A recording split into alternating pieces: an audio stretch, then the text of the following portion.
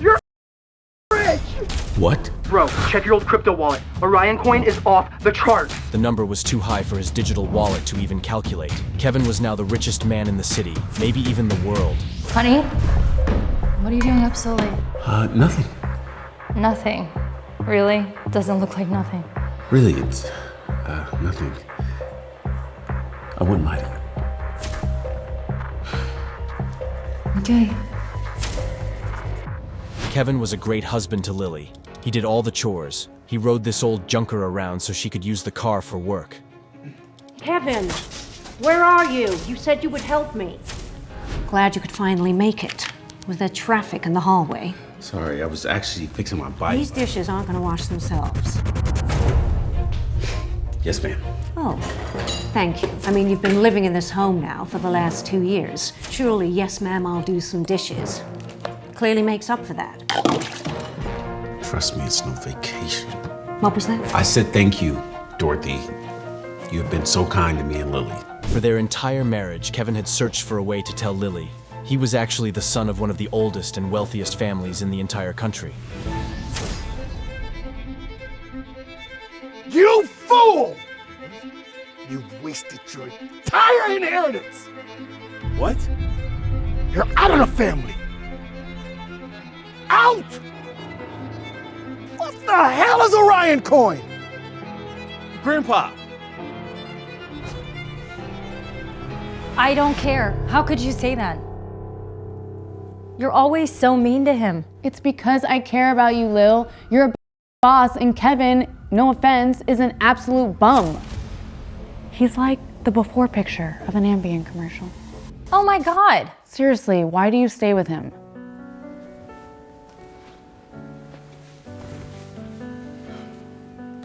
He wasn't always like this. When we first met, he was confident and charming, and I don't know what happened, but I just feel like if I stay with him long enough, he might actually find himself again. I really love the man that he used to be. But do you love the guy he is right now? Sometimes I just feel like, I don't know, he's just been so closed off lately and the romance is gone. And if he could just find himself again, be the man that I knew him to be, the man that I know he can be. You could be with any man you want. You shouldn't stay with someone out of pity. I don't want to talk about this anymore. I just spent my whole day putting out fires at work. We got a new contract last month and there was an error in some of the data. And now we owe the client $7 million. Someone offered to step in and give us the 3, but I still need to find the other $4 million by the end of the week, or the whole company goes out of business. Oh my God. How are you gonna find $4 million in 1 week? Kevin wanted to tell Lily that he'd just recently come into some cash. But fate had other plans.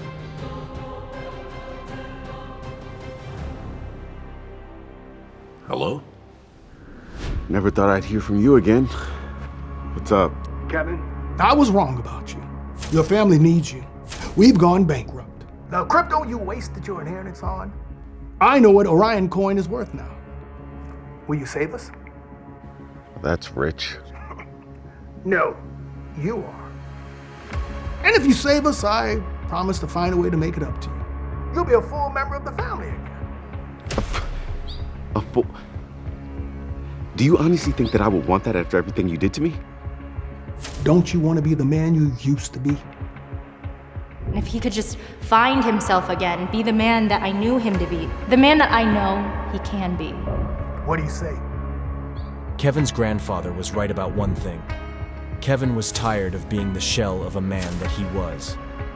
It was time he developed a spine and built his own empire. Kevin? More determined than ever, Kevin knew what he had to do.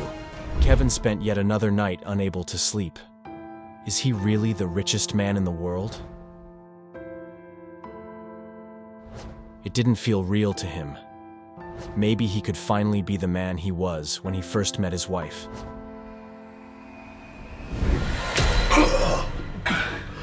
Jesus! Have you been playing video games all night? What is wrong with you? Oh, I don't know what my daughter sees in you. I'm using the car to run some errands. Why don't you do something useful for once and drop your wife off of work?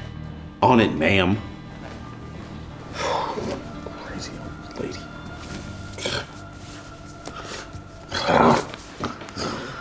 Hey, Lil, you ready to go? Sorry, I'm running a bit behind. Your mom's taking the car. What? We have to take the bike. Okay. Kevin could never get over just how stunning his wife was. A goddess in human form. Lily, you look really beautiful. Thanks, Kev. Oh, sorry. Can we go? I don't want to be late. Yeah, totally. Thanks.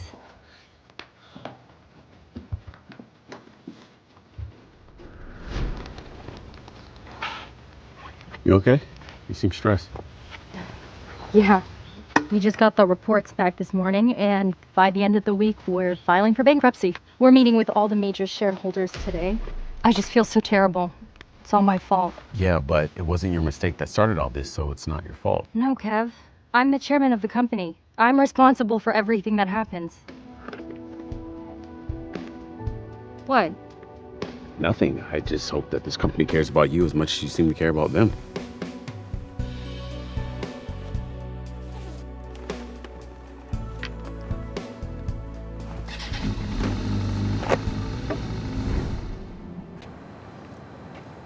Have a good day, babe. Thank you for the ride. Of course. Lily. Anytime. Hi, Bradley. Hi. Oh my gosh, so good to see you. You really are having a bad week. You called an Uber bike to get here? Oh, no, this is You my... could have called me. Kevin, Lily's husband. Oh, you're the famous Kevin. Yes, this is him. You know, Rachel has told me so much about you. Rachel? She does a great impression of you, actually. Yeah, I bet she does. Anyway, so glad I bumped into you. My heart aches for you and everything that's been happening with your company. Oh, thank you, that's so sweet. So, sweet. So, I got you a little gift. What? You didn't have to do that. Yeah, Bradley, you really shouldn't have.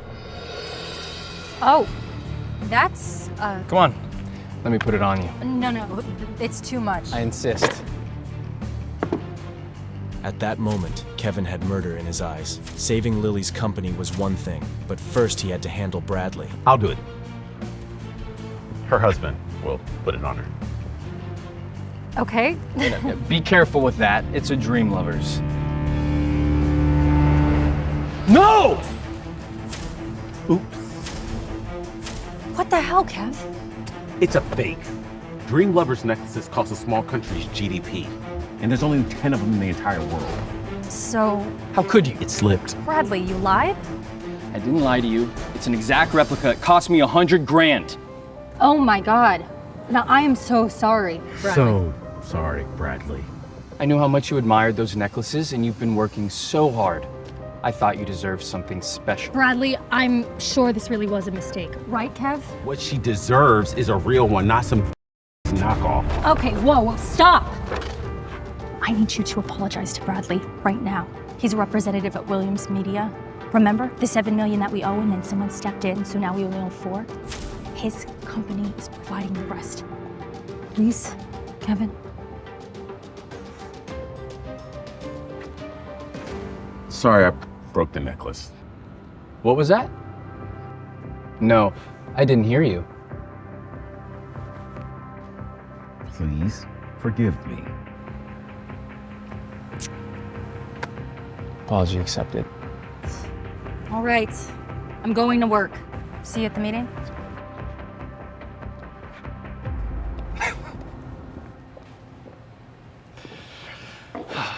I know what you're trying to do. It's not gonna work. Stay away from my wife. I buy her expensive gifts, not you.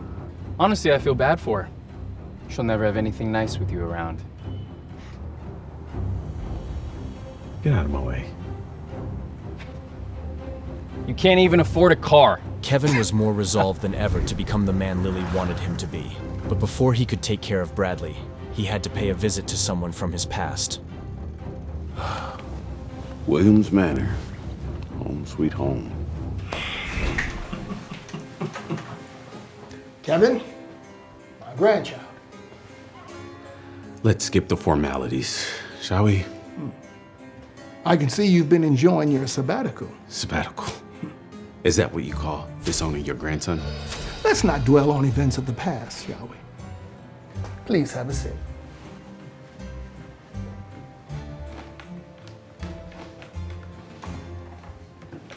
I'm good, Uncle. I just came here to talk.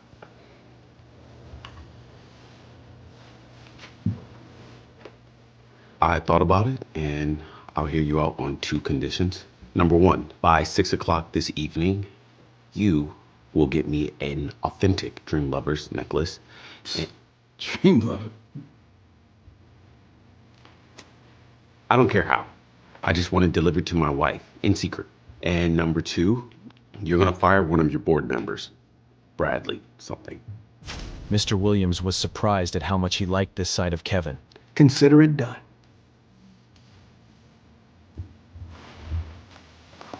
Confidence oozed from Kevin. He was finally in his element. So how much do you need? Not a whole lot. Only around $8 billion. 8 billion? That's not a lot. I was kicked out for way less. Would you like for me to grovel, boy? It's not going to happen.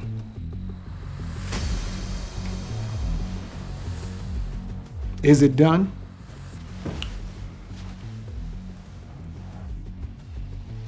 Your demands have been met. Now make the call. You will help us, won't you? You really think I have $8 billion? Don't play dumb. Just 20% of the stock you own is currently worth $9.6 billion. A number that is rising as we speak. Remember, you are a Williams too. This is your legacy on the line. My legacy? Were you worried about my legacy when you kicked me out 2 years ago? You know I'm married, right? I am aware. You know, I got engaged the day before you decided to exile me. Did you know that? I have a new family now. And I'm not just gonna kick them out on their butts just to have your loyalty. You left me for dead, so give me one good reason why I should bring you back to life. I'll help you build your empire.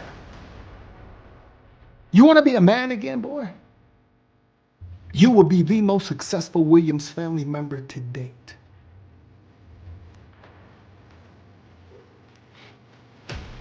Wealthier than God. Wealthier than God. Finally, an offer Kevin could get behind. Keep talking. I'll let you have Williams Media. Isn't your wife the CEO? Indeed. You just love giving away things that don't belong to you. My wife would gladly give it up if it meant saving this family. Williams Media is our most profitable and high-profile company. The largest and most successful entertainment company in America. Think of all the celebrities we've signed. All that influence that will be loyal to your name. You'll start tomorrow as the chief executive in charge. You'll have a company and a purpose. What say you?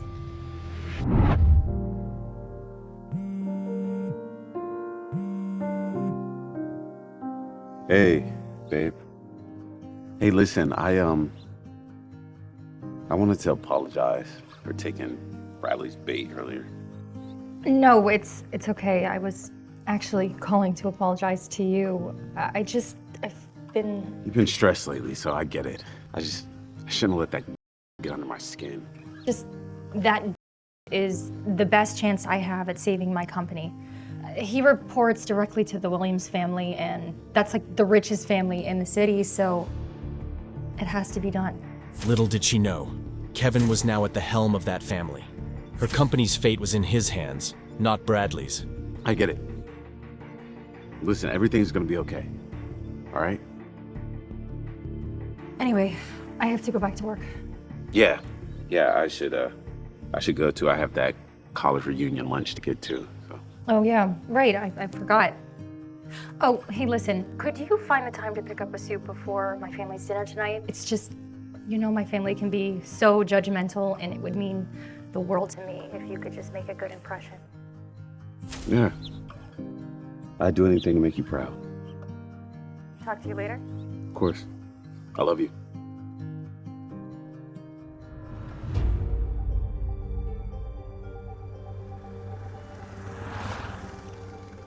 Oh my God, that is so embarrassing.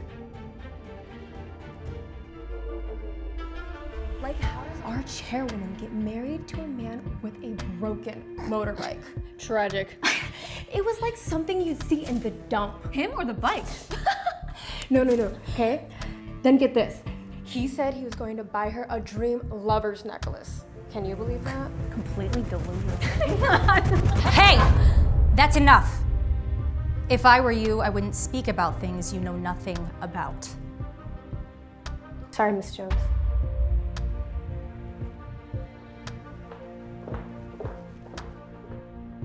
Lily knew that Kevin wasn't an idiot. She just wished he'd stop living with his head in the clouds. Maybe they both could give their relationship another go. She hadn't given up on him yet.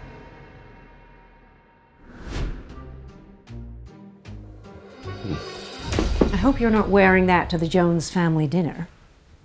It's actually for something else. I don't care.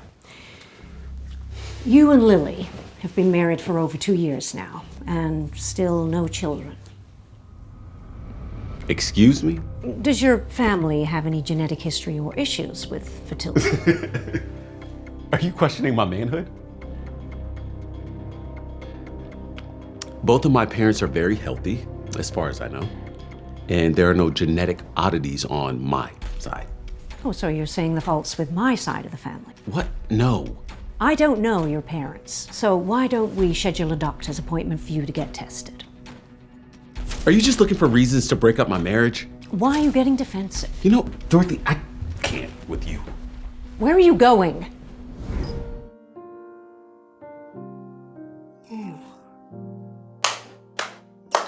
Kevin Williams, what's up, baby? Tucker, what's up, man? How you feeling? Good. How you doing? I'm good. It's good to see you. It's good to see you. Is that your new whip out there? Yeah, ain't she a beaut? Yeah. And you look eccentric as ever. Please tell me you're not riding this dirt bike still. Yeah, of course I am. I mean, it's the first thing I ever bought with my own money, so, you know. Yeah, well, we both got a bit more to spend now. You never did tell me how much you made. Oh my God, Brittany! Brittany was the most popular girl at Kevin's college. A few years ago, she'd made it big after a string of commercials. You're so stunning. You're perfect. Would you look at that? A star is born. Yeah, I would have thought she would have left the city by now. She's about to. Entertainment Weekly says she's on the up and up. She's gonna be a super celebrity before you know it. Well, I wouldn't want to brag. Of course not. Oh, you're so sweet. Okay, fine. Someone is signing with Williams Media in the next couple days. Someone like moi. Williams Media, huh? You hold my drink. Hey, Kevin. Hey. Kevin. Ew, what is that outfit? It's very disgusting.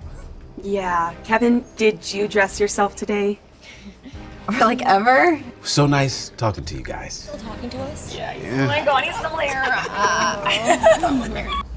Hey, dude, I gotta go. My wife wants me to pick up a suit before I head home. Really? You? Well, I hope you don't need it tailored. Well, yeah, I mean, I want it to be nice, right? For tonight. Oh, bro, you're gonna need a miracle worker to get that finished in time. Who needs a miracle worker when you're the richest man in the city? Hey, Unc, I need another favor. Lily finally understood what it felt like to be seen by a man. As she touched the rare stone, she thought of how unhappy she'd been this last year. You look beautiful, Lily. You deserve this. You work so hard. I only wish you'd allow yourself more happiness in life.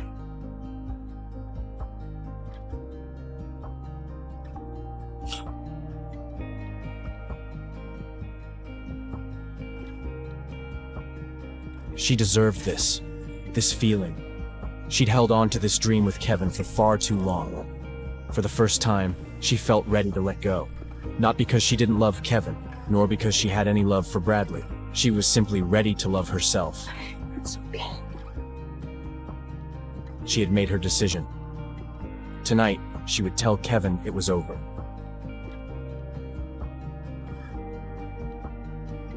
However, that decision seemed to fade away right then and there. In that moment, Kevin was the most handsome man Lily had ever seen. Not a hair out of place, and in a custom-fit suit perfectly tailored to accentuate his body. Forgot how fit you were in a suit. Well, your mom's watching. She was just about to leave him, but in that moment, she never wanted to let him go. Finally, let's go. Let's get out of here.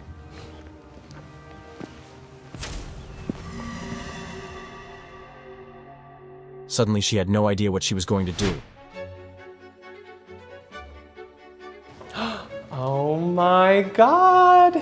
If it isn't my favorite cousin. Cousin Jason, hi. It's so nice to see you again. I love that dress. And Auntie Dorothy, radiant as always. Jason. Oh, Kevin. Jason. Good to see you finally dressed like a gentleman for once. That's a nice suit. Was it on sale? My daughter gave you $1,000 to buy clothes and you bought something on sale. No, of course not. Always such a cheapskate. It's not cheap. Well, how much did it cost then? I don't know. It was a gift. Oh. So they took one look at you and felt so bad that they offered you something for free? No, it's not. Come on, let's just sit.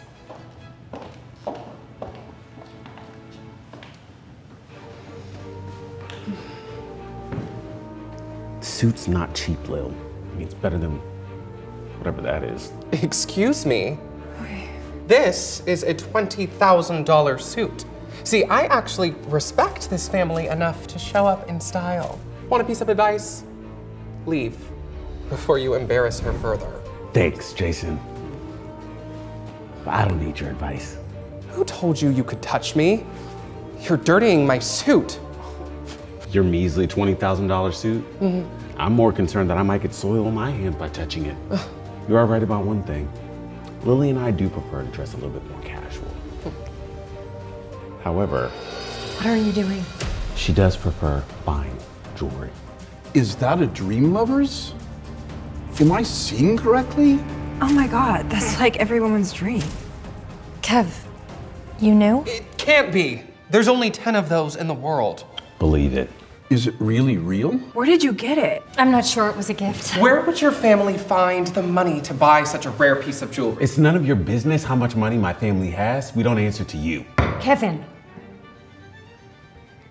Jason, forgive Kevin. He can't hold his tongue. Where are your parents tonight? Dorothy was looking for a diplomatic solution, but Jason wasn't having it. My parents are overseas on company business. Unlike you, they're not lazy. What do you do all day except get your little son-in-law to wait on you hand and foot? How dare you? What on earth is going on in here? Grandma! The Jones family matriarch. She built this family from humble roots to the small empire they had today, using both grit and class. Zip it.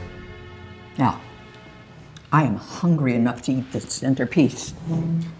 Somebody bring the food in. Like, I know it's understanding, but I have something to say. Kevin was very hungry, and the food looked so delicious. He didn't really care what anyone else thought about his table manners. I learned earlier today from a very reputable source that the CEO of Williams Media has changed. For years and years, our family has attempted to partner with Williams Media, but time after time, All of our offers have been rejected, but this young man may be the promise of a new generation. Kevin was amused. The old bat was well informed. If anyone can form a partnership with our families, I am prepared to reward them handsomely. I can go. I'm great at communication. Grandma, pick me. I'm friends with the third floor receptionist. I could. I'm friends with Bradley Smith. He's on the board at Williams Media. JJ, why don't I let you take this one on? Of course, Grandma. I won't let you down. Sorry, something in my throat. If Lily were to form a better relationship with Williams Media, maybe her own company Siren Corp would be saved. Hey, don't worry. Jason won't be able to talk with anyone at Williams Media about making any type of deal. What? Jason doesn't stand a chance. Why would you say that? He's a prick. Yeah, a very slimy one who's good at his job. I just meant to say you're better. You're just telling me what I want to hear.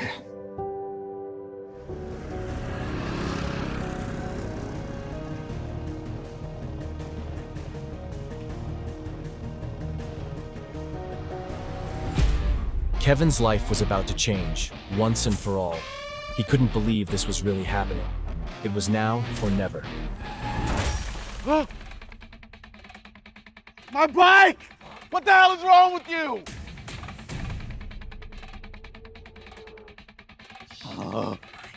Look at my dress! Why the heck would you park that right there? Brittany? Kevin? Are you the new security guard or something? What? No! Look at my dress.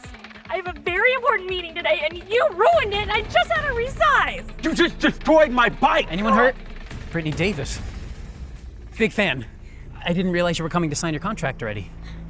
I was on my way in and then all of this happened. What are you gonna do about it? Who said that you could ride this thing in here? Who said that I couldn't? Besides, she hit me. Mr. Martin, is this what you call security? Because I don't think it's a very good reflection on your company. Rest assured, I definitely won't allow someone like him to keep working here. Kevin glanced at the man's nameplate. A production assistant thinks he could fire another employee at will. Oh, so you're gonna fire me? And what makes you, an assistant, think that you can fire me?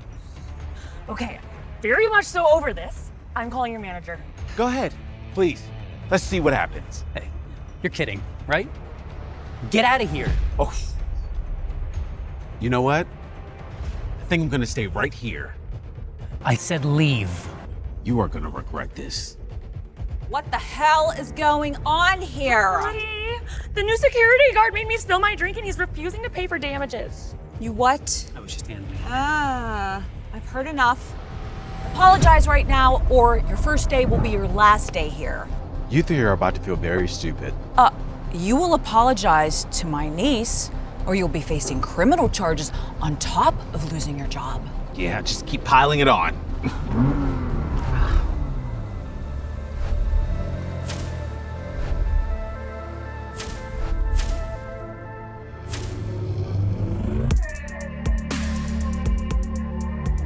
Perfect timing. Mrs. Wilson. Sorry, sir. I went to get the new quarterly reports and I lost track of time. I hope you can forgive me. No forgiveness needed. Excuse me, Miss Wilson. Do you know this man? Of course. Why wouldn't I know the new CEO? You have to be kidding me. I assure you, I'm not. It can't be. I went to school with the weirdo. Let me see those. Claire was the executive manager of public relations and didn't recognize the new CEO. What had she done? Sir, I am so sorry. I swear nothing like this will happen in the future. Future? Please, sir, I've worked diligently here for years. Mr. Williams, this is my fault. I hit your bike. Please don't punish my auntie. She works so hard. Miss Davis, please. This assistant tried to fire me. Can you believe that? I'll inform his supervisor. Wonderful. Kevin didn't feel a single regret. After years of daily humiliation, he was finally in charge. Well, let's go. We have work to do.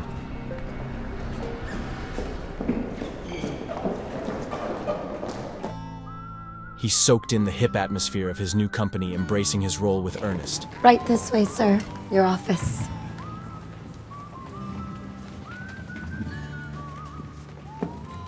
This was his destiny. Please, join us.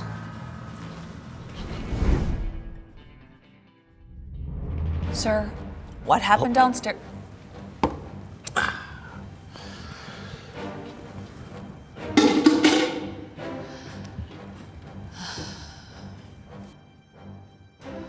I really am terribly sorry. Surely we can just forget about all of this and continue to me signing some papers. Kevin was enjoying this. You guys must think I'm some kind of bully. Maybe I am. Give me one good reason why I should sign you. Sir, there's a Jones family representative downstairs. Which one? There has to be some mistake. I've never met the new CEO. That's enough. He doesn't want to see you. He can't do this to me. I've been banned from the premises. I have no idea what I've done. Can you believe that? I am so sorry that you had to endure that, JJ. The new CEO of Williams Corporation is a young man. He's probably too young to be at the helm of such a large corporation, and it's normal that people like him look down on new money. Oh, that's not it. His assistant said as long as we present a worthwhile spokesperson, he'd happily meet with someone from our family. Oh, I just do not accept that. There is no one more worthy than you, JJ. Regretfully, Grandma, I think that person might be Lily.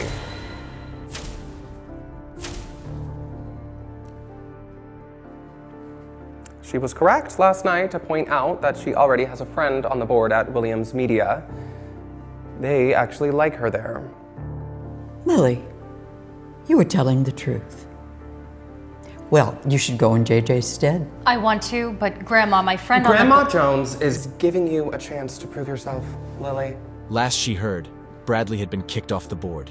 Did Jason know this? Was he setting her up? Siren Corporation is going under. What if I stepped in and provided the funds to pull it out? If you would be willing to do this for the family, I can save your skin. What do you say? What choice did she have? Let's go! Dude, I think you've gotten worse at this.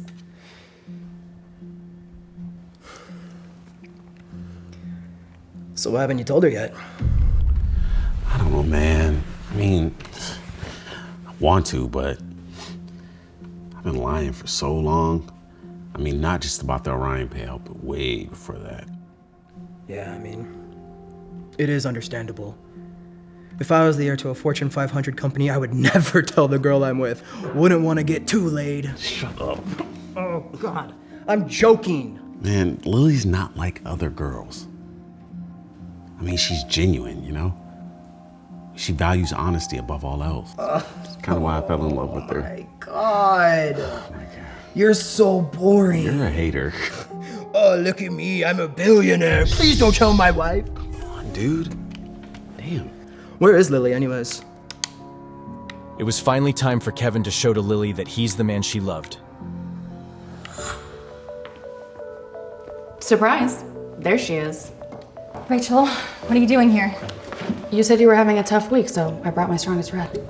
And the door was left open, and you know I can't resist a good reveal.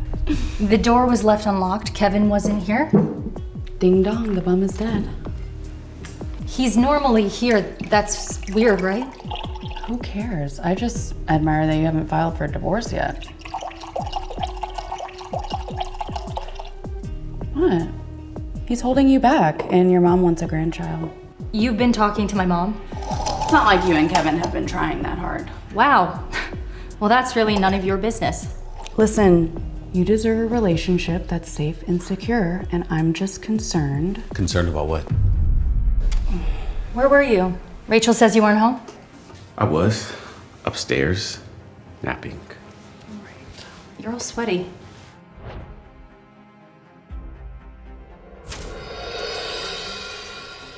AC's on the fritz.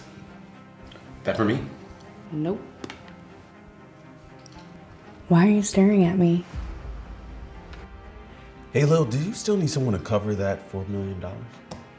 Yeah. Wow, Kev. Way to rub it in. And remember when I tried to talk to you about it yesterday and you shot me down? Yeah, because it was silly and... You're gonna call me boss when I prove you wrong. Sure. Okay. And when you can't conjure up $4 million from the void, you're gonna call me mistress. You okay, sweetie? What is happening? Well, I wanted to surprise you, but I guess now's a good time. Oh, what are you gonna do, Kev? Pull money out of your butt? What is this? Well, I was gonna give you cash, but it seemed irresponsible to carry that much around. God. You know what? You talk a big game for a dude that has nothing to back it up. What is that, a toy? It's a card reader. Okay. Depends your birthday. What? What is it? Come on. Get ready to call me boss, Missy. Hey, what's everyone? Where are your clothes? Where are you going?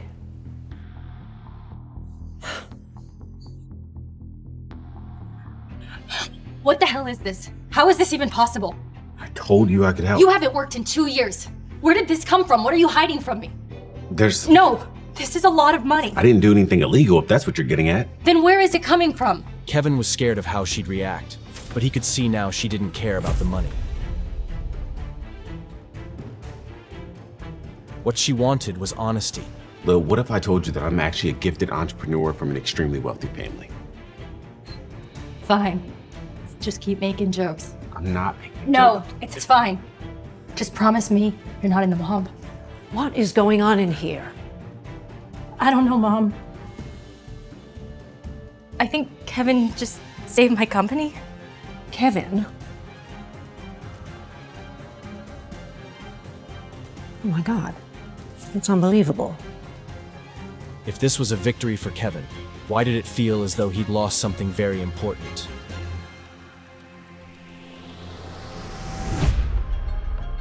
Distraught over her husband's kept secret, Lily walked into Williams Media with no plan of action. Lily still had not connected the dots that his last name was the same last name as the Williams company. Excuse me, I'm here to meet with the new CEO. Miss Jones? Yes? Good to meet you. Unfortunately, Mr. Williams is unavailable this morning, but he's instructed for me to meet with you on his behalf. He did? Right this way.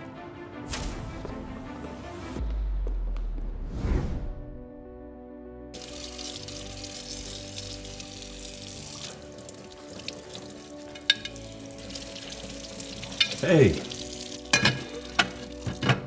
Hey. How'd the meeting go? I got the deal. Don't play with me like that. Come here. Oh. So proud of you. Thank you. No, we should celebrate. Oh, yeah. Yeah. I'd love that. So.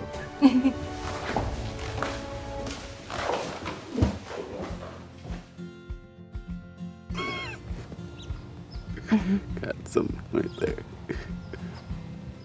How'd you like the food? It's my favorite. How did you know? You were so sure that I would get the deal over Jason. I'm just confident in your abilities.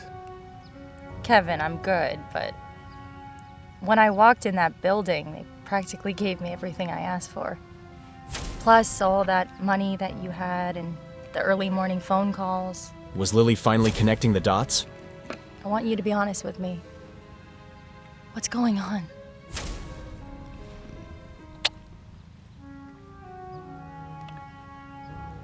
You should probably get that.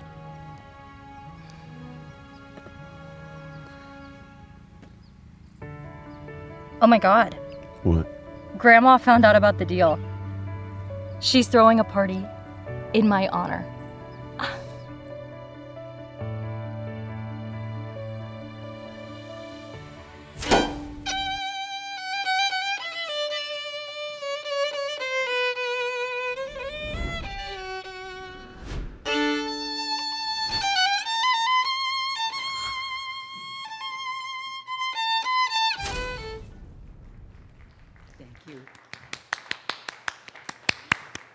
Thank you all for coming tonight to celebrate our family's new agreement with Williams Media. And of course, we owe all of this to Jason. He suffered so to make this deal happen, so he at least deserves half the credit. Come, Jason, come. Thank you. Thank you. I couldn't have done it without you, Grandma. Or me, really, if you think about it. It takes a lot. What are you doing? Sitting with my family? Well, find another seat. That seat is reserved for Miss Anderson. Who? You don't even know who she... Miss Phoebe Anderson is a prominent member of one of the city's top families. Hello. Now, if you don't mind... Oh, I do. I mind. No offense. How dare you? You are offending grandmother's honored guest. No, really, I can just find another seat. Nonsense. I will not have it. You heard the lady? Don't push this. Not today.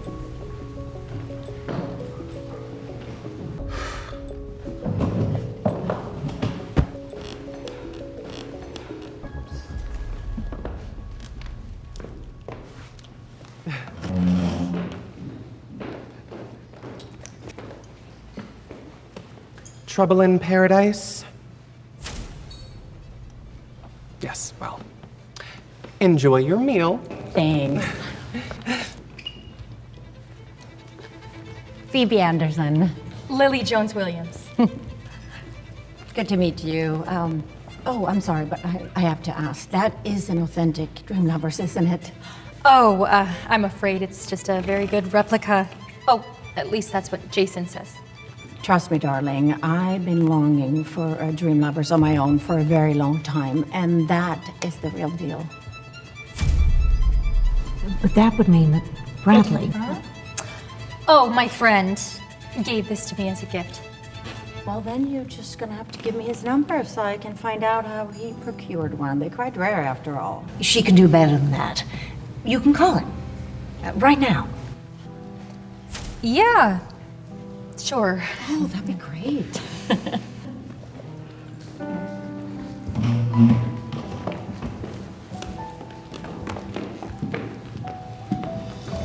What's this? I just picked up a little gift. You know the Windsor Hotel is famous for its wines. This is one of their most expensive bottles. Well, how much was it? A gentleman never tells. How much? About $5,000 a bottle. Where is all this money coming from? Hey, Hello? Really? I was sorry to hear about you losing your job. Yeah, I've seen better days. Yeah, listen, I'm calling about the Dream Lovers necklace you sent me. What are you doing? I'm serving wine to my family and your guest. I get it. You're trying to show me up. Yes, I love it. Well, a friend of mine wanted to see if she could get one of her own, and I was wondering if you could tell me how you were able to... Wait, you're calling me because you want another fake necklace? Seriously? Fake? After your husband broke the last one. More, come on. I'm very sorry about that. It cost me $100,000. All right, I lost my job. I don't have anything left. Waiter, how about a bottle of that for every person here? My treat. Are you, sure about that, Jason? I mean, it's a lot of people here, and this is a very expensive bottle of wine. If you can afford them, anyone can. Wait, so you're saying you didn't send me a Dream Lovers necklace? A real one? Of course not. Do you have any idea how hard those are to find? I mean, who gets that kind of money they can just pull out of thin air? All right, good luck. As a matter of fact, get 2 bottles for every person here. We're celebrating. Lily didn't know what to believe.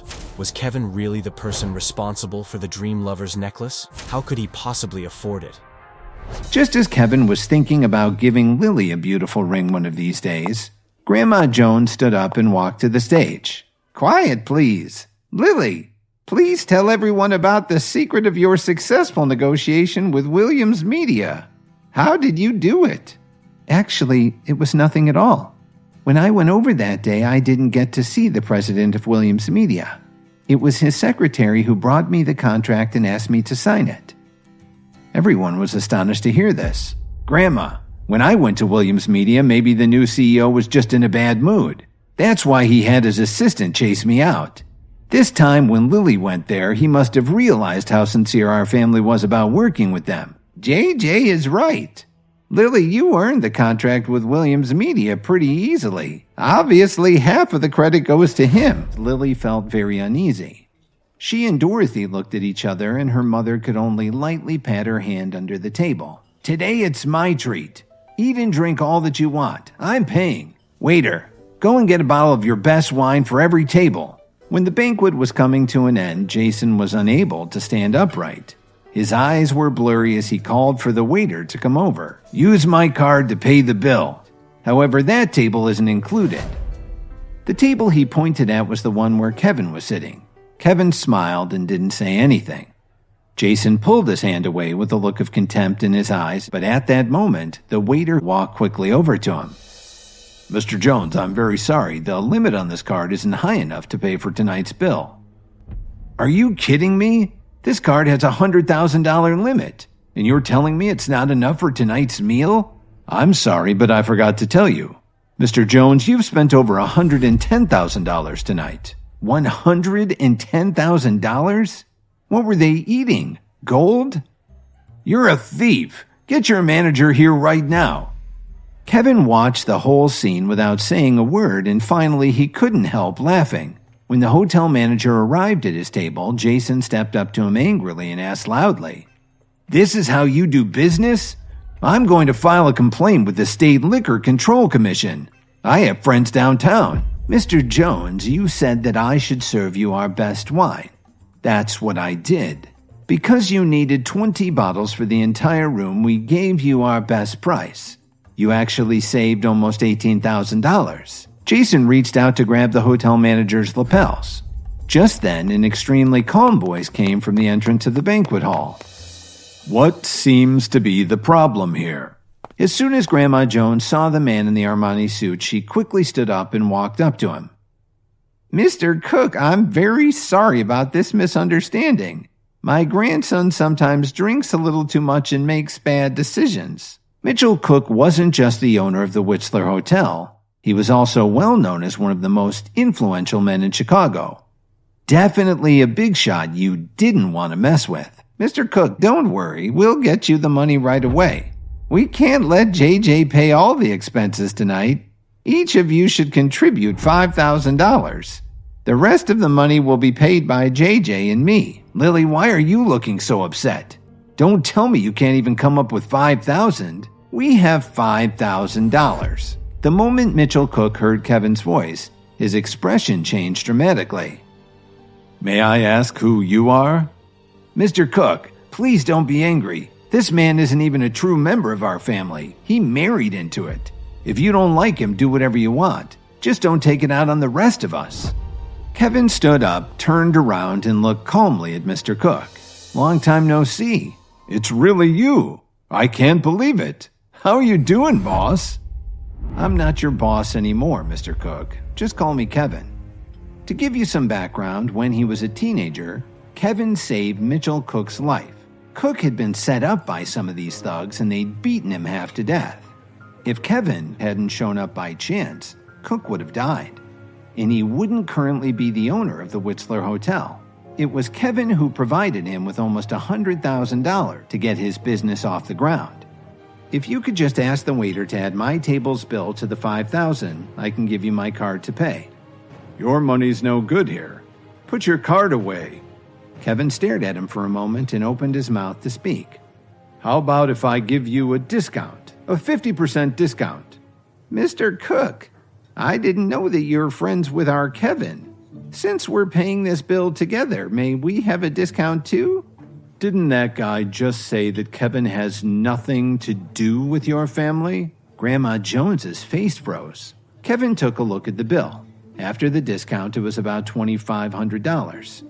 Ha! I'd like to see how you could even pay that much. He took his wallet out of his pocket, pulled out a bank card, and handed it to the hotel manager. The hotel manager slid the card into his portable reader.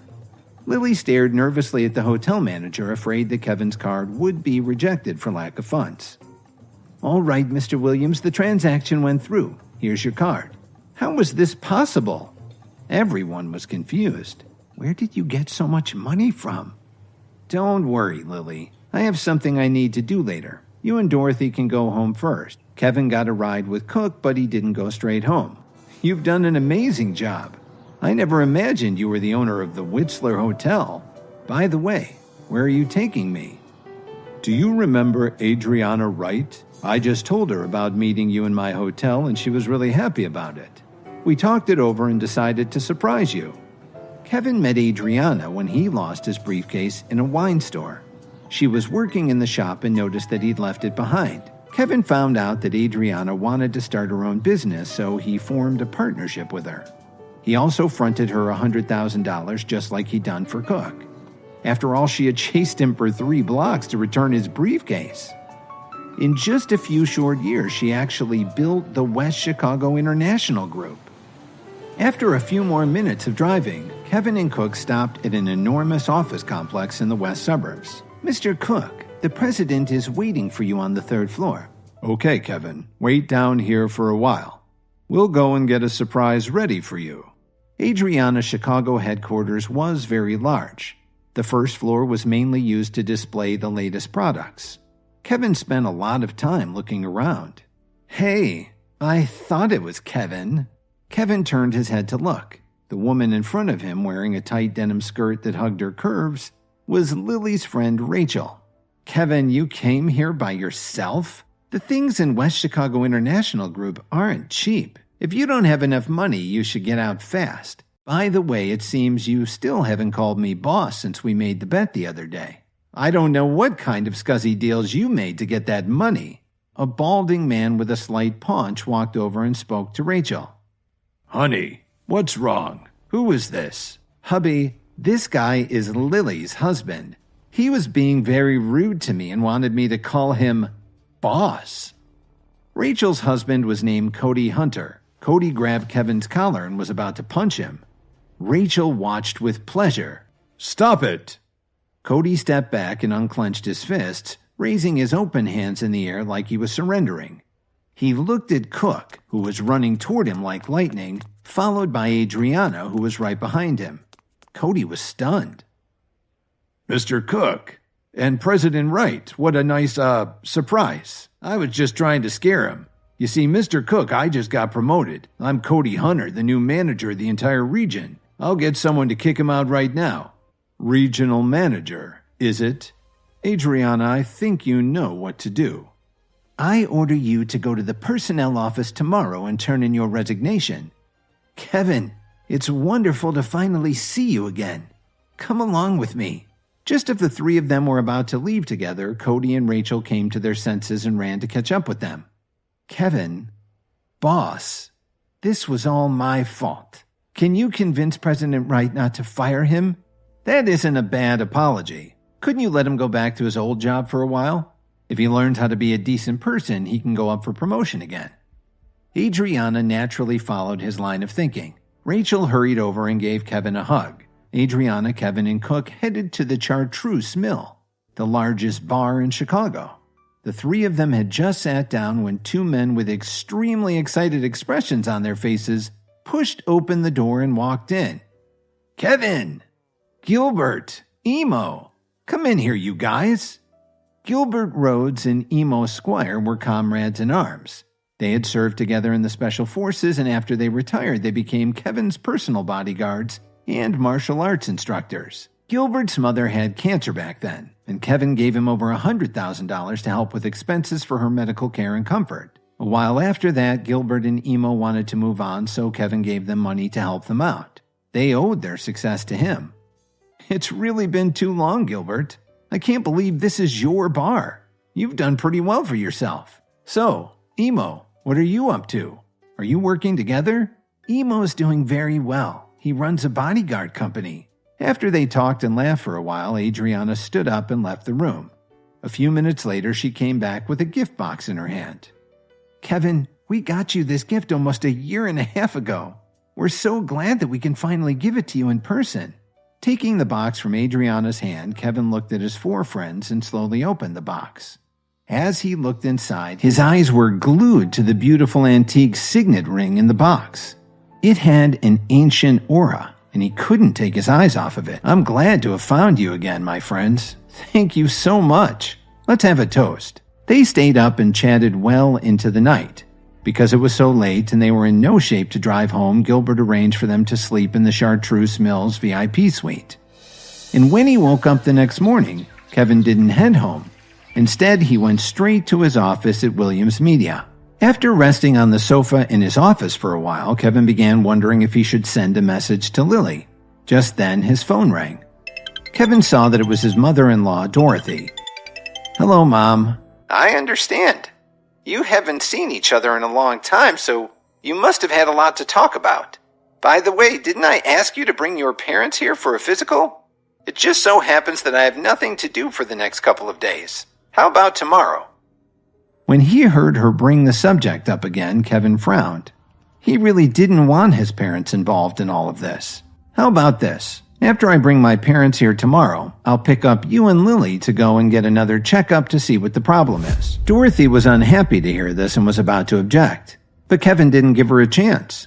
Then it's decided. Let's go and get the physical together, all of us. But I have to hang up now, Mom. I still have something to do. Talk to you later.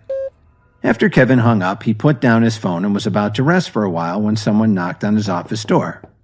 Miss Wilson walked in wearing a light blue professional suit and shoes. Sir, Jason from the Jones family is here. He wants to sign the packaging contract for Brittany's debut with us. What do you think we should do? He's here pretty early. Don't worry about him right now. Please contact the Jones family directly. Let them know that, since they've ignored my previous instructions, our agreement with them will be voided if they send him here again. If they want to continue to work with us, then they must ensure that all corporate matters will be handled by Lily and Lily alone. Otherwise, we have nothing to talk about. In the old Jones family mansion, the key players of the family were sitting in the living room trying to figure out how to handle all of this. We need to make a long-term plan. After all, if they want to cancel our agreement, we won't have a chance in court. If that happens, we'll be the ones to suffer. Grandma Jones was absolutely right. Williams Media was far more powerful than they were. The Jones family had to give in, so Jason's cousin Matilda Jones was chosen to replace Jason. They all wanted her to take Lily's place and go to Williams Media the next day. While this was going on, Kevin spent half a day at his office and then rode home on the new electric scooter that Miss Wilson had bought for him. Damn it! Dorothy groaned. Seeing that Kevin hadn't responded to her, Dorothy kicked off her dress shoes and stomped across the room to sit down next to Lily. Lily gave her a puzzled look. What's wrong? You look like you're mad at someone. Kevin told me that he wanted to do a checkup along with everyone else. What did he mean by that? Does he think the problem is with me? Mom, can you not rush things? I have so much going on right now. How could I possibly think about having a baby in the middle of this train wreck? You're still not in a hurry? You've been married for over 2 years. The in vitro's already failed 3 or 4 times and you're not in a hurry? Let's not talk about this right now. After eating and then cleaning up, Lily lay down on the bed. Kevin, who was doing some stretches on the floor, turned on his side and used his hand to support his head while he stared at her beautiful side profile. Lily, if Grandma Jones calls you tomorrow and she asks you to talk about the deal with Williams Media, don't agree with her right away. Just let her wait. Kevin didn't worry about Lily's impatient tone. After saying that, he went to bed and quickly fell asleep. The next day after Lily left for work, Kevin headed over to his office at Williams Media. Miss Wilson knocked on the door and walked in. Mr. President, the Jones family has sent someone over to discuss their arrangement with us. It's a woman named Matilda Jones. Please ask her to leave. When Matilda returned to Grandma Jones, her grandmother was really pissed off at the news, but she reluctantly agreed that it was time to call Lily. Sorry, Grandma, since you already handed this over to Jason, I feel that it's not right for you to make a sudden change in the middle of negotiations. Lily hung up the phone abruptly. Dorothy looked at her daughter in disbelief. On the other side of town, Kevin arrived at the Whistler Hotel and was happy to see that Cook already had a table full of food waiting for him. Kevin smiled as Cook opened the silver lid and took out a small velvet box. He was acting very mysterious. Cook quietly put the box in front of Kevin. I prepared this especially for you. It's a valuable item that I've kept for almost 4 years now. Kevin finished lunch, he checked in with his office, but they didn't have any work lined up for him, so he headed home. When he got there, he took a shower and put on some more casual clothes. Then he pulled Cook's gift out of his pocket. In the middle of the velvet box was a pill the size of a small marble. He placed it in his mouth and reached for a glass of water to help him swallow it. Before Kevin could drink the water, the pill seemed to melt in his mouth, and then it flowed down his throat. He suddenly felt a sharp pain in his abdomen. Then his whole body felt like ice. It reminded him of that time one of his friends had convinced him to jump into Lake Michigan with his polar bear club one cold winter day. Then his eyes rolled up in his head, and he fainted. When Kevin opened his eyes again, it was almost dusk. What's that horrible smell? The funk was almost enough to knock him out again. Kevin got up off the floor and discovered that the smell seemed to come from his own body. His entire body was covered with some sticky yellow liquid. Kevin sprinted to the bathroom to take a shower. He gave the house a quick cleaning and sprayed the air with an entire can of freshener. It seemed impossible to get the stink out of the room, especially the spot where he'd fainted. I can't believe someone told Mitch that this would help me. So far, it's given me an intense pain in my gut, knocked me out, and made me smell like an outhouse on a hot July day. Are there any more fun side effects?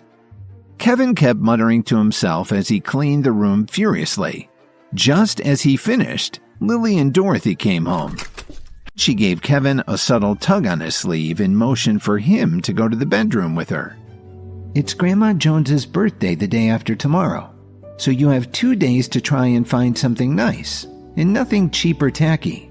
Please don't embarrass me in front of my family again. When Lily told him this, Kevin remembered that he and Grandma Jones shared the same birthday. But usually everybody spends so much time fawning over Grandma that they forgot about him, so he wasn't much in the mood to celebrate. He nodded in agreement. Don't worry, I'll remember it, and I'll find her something nice. Thanks, Lily replied. Grandma Jones's birthday bash was held at Chez Robin, one of the finest restaurants in Chicago.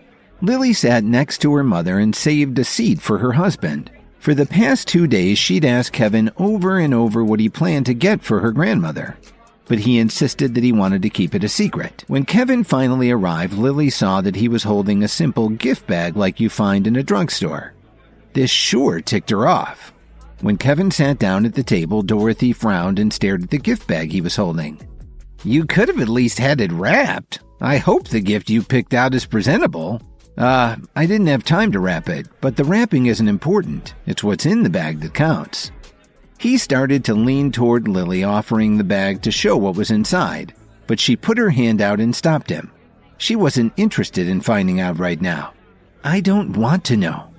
Later, when everyone is giving Grandma her presents, you can take advantage of the confusion and just stuff it into the pile so we're not embarrassed in front of my family. Again. All right, he said. Whatever you say. Everyone had already started to give their gifts to Grandma Jones, who was seated on the dais at the front of the room. They were all secretly competing with each other to see who would give the most valuable or rare gift to Grandma Jones. So far, the best presents were the beautiful diamond brooch that Matilda gave Grandma, as well as the antique Victorian bust that Jason had presented to her. Just then, someone walked up to Grandma Jones and announced, "Grandma, Bradley Smith is here." "Happy birthday, Grandma Jones. I wish you health, wealth, and happiness. I'm sorry that I'm a little late. The Dan Ryan Expressway was backed up with the construction traffic. Please forgive me." Grandma Jones knew that Bradley had always been interested in Lily. If only she had been able to match them up a few years ago. But instead she had married that failure Kevin. "Oh, I understand. I know you have a busy schedule. It's very considerate of you to come to my party." "Actually, I'm not just here for your birthday. There's something else. Grandma Jones, I want to ask your blessing to marry Lily." "Bradley, you do realize that Lily is married. Doesn't that bother you?" "Grandma, I'd like to ask Lily to be my wife. You know I've always seen you as my very own Grandma. Please say yes." The whole time he was saying this, Bradley was acting like Kevin wasn't even there. Finally, Kevin had had enough of this. He stood up from his chair and yelled, "Stop! What the hell is wrong with you?" Kevin had lost it. Now it was Jason's turn to stick his nose in things. "Who do you think you are? You have no right to speak here. You're not a member of the family." "I may not be much, but I'm better than you Kevin spat back. "I'll kick your ass, loser."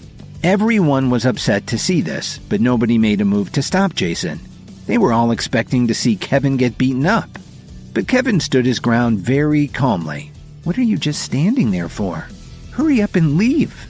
Jason threw the first punch, but Kevin stepped to the side to avoid it and caught his fist.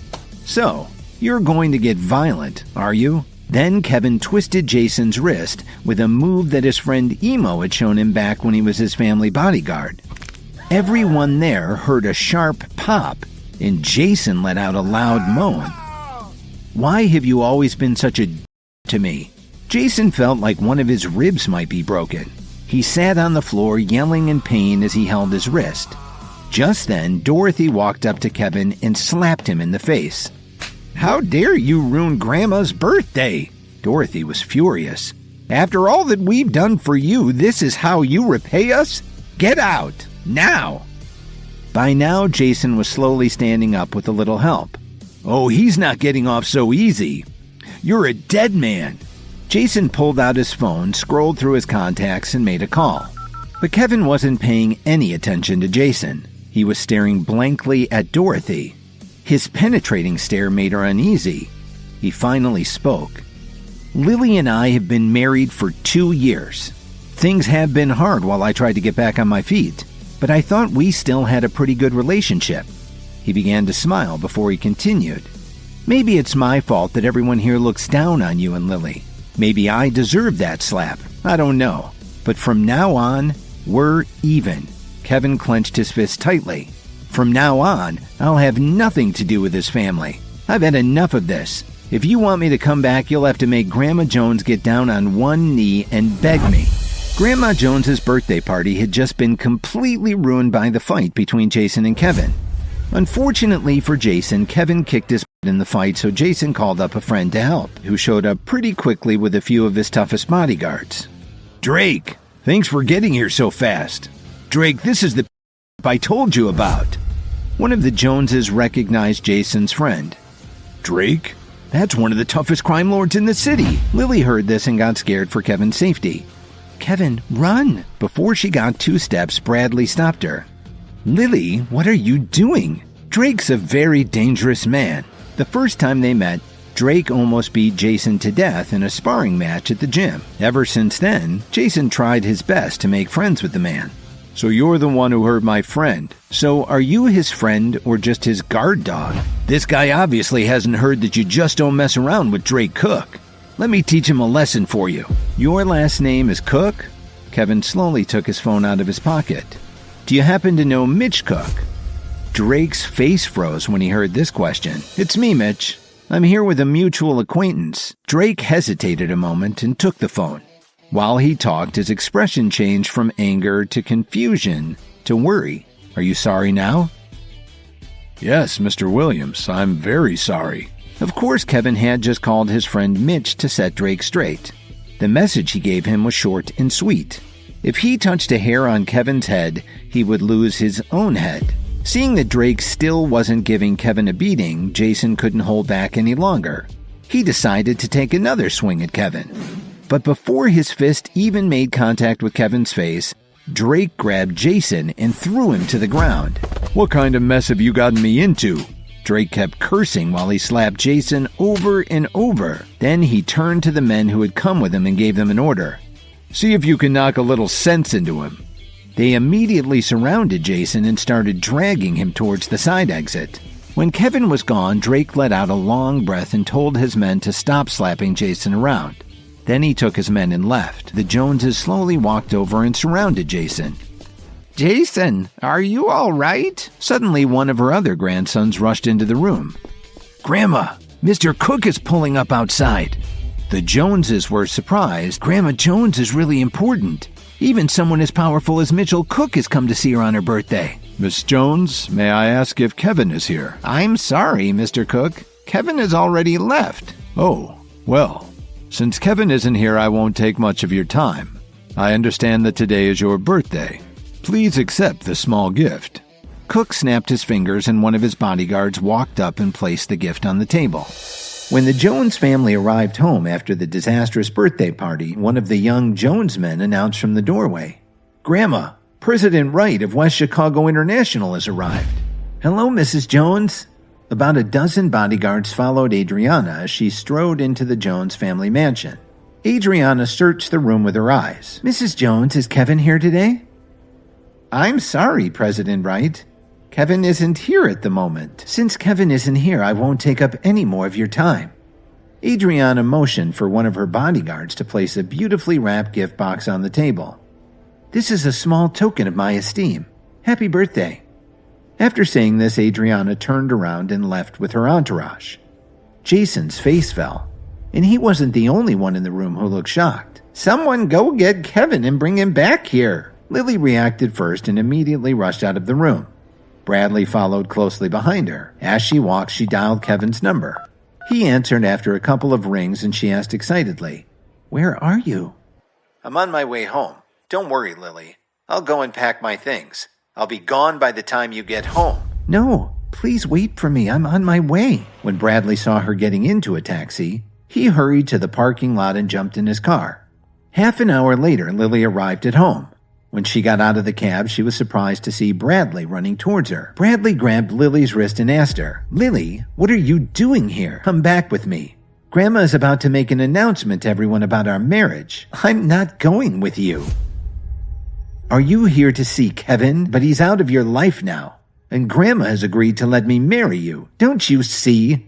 Now you can be my wife. Let the go." Bradley was desperate. His only way into the Jones family was through Lily. After that, he planned on taking advantage of Grandma Jones's love for him. Then he could use the Jones family fortune to help him make a comeback. "Bradley, I've been married to him for 3 years. Do you think I could have spent that much time with him if I didn't have some feelings for him?" It was hard for Lily to admit it even to herself, but she did have feelings for Kevin. While they were struggling like this, a black car slammed on its brakes and stopped at the side of the road. Dorothy quickly got out. Bradley looked in Dorothy's eyes and then turned to Lily. "It's still very hot outside. Why don't you and Lily get in the car and cool off? Then you can talk some sense into her." Bradley grinned as he got into the driver's seat and locked the doors. What Dorothy and Lily didn't know was that Bradley had put child locks on the car door. They wouldn't be able to leave. The black car slowly drove away. Kevin, who had been watching from the window, saw everything. An hour later, Bradley parked outside of an ominous house and brought a rope over to tie both Dorothy and Lily up before bringing them inside. "You really ought to save your strength. Even if you scream until you're hoarse, no one will hear you." "What? Didn't you buy the Dream Lover necklace for me?" "Ha! Lily, you're not that special. I was just toying with you. Bradley's face turned bright red and his mouth twisted. I had adored you for so long. Today I can finally get what I wanted. Suddenly, the door burst open with a violent kick. Bradley, you'll never get away with this. What can a useless piece of crap like you do to someone like me? Do you really think I came alone? Kevin asked. Right then, they heard sirens out in the street. Kevin, you actually called the freaking police? You're damn right. If you release Lily now, you might get a lighter sentence. No way, you're lying. As long as I have hostages, the police can't do a thing. Bradley, if you want a hostage, let them go and take me. Lily was floored when she heard Kevin say that. Her eyes filled with tears. Kevin, no. Get out of here while you can. Lily, what are you saying? If he wants to be Bradley's hostage, let him. Meanwhile, the police outside had already told the Jones family what was happening. Grandma Jones showed up with the older members of the family. Officer Emmett, how is the situation now? There is a man named Kevin Williams currently speaking with the kidnapper, identified as one Bradley Smith. Officer Emmett, are you sure you didn't make a mistake? Bradley is a fine young man. I can't believe he would do such a thing. Suddenly, another officer ran up to Officer Emmett. Ma'am, the sniper in position on the roof across the street radioed in that Mr. Williams seems to be discussing something with the kidnapper. It appears that they are discussing a hostage exchange. Dorothy and Lily are very important to us, but Mr. Williams is different. He has been pretty useless to us for the past few years. If he can get Lily and Dorothy back, then let him do it. Officer Emmett clearly thought that this was a terrible idea. No matter what she thought of Kevin, he was still a human life, and it was the police's duty to protect him. Meanwhile, in the house, Bradley was deep in thought. Bradley, what are you waiting for? I'm your only chance to get out of this. A second later, Bradley pointed his knife at Kevin. You want to be a hero and save this damsel in distress? Okay, you get your wish. Put your hands over your head and slowly walk over here. Not so fast. We'll count to 3. When we get to 3, I'll walk over to you and you'll let Lily and her mom go. At the count of 3, Kevin slowly walked over. As he brushed past Lily, he whispered, Lily, don't be afraid. You're safe now. Don't wait for me. When Lily heard him, she trembled. As she walked towards the door, she turned her head and saw Bradley grab Kevin and put the knife to his neck. Dorothy grabbed Lily's wrist and pulled her out of the room. Little Dorothy! Lily, are you all right? But Grandma, Kevin is still inside. We're ready to leave now. Isn't that person inside a member of your family? No, we have nothing to do with him. But Kevin didn't care what Bradley thought, or even what the Joneses thought. Aren't you curious why Williams Media suddenly pulled its support? They even withdrew all the funds that were invested in your project. How did you know that?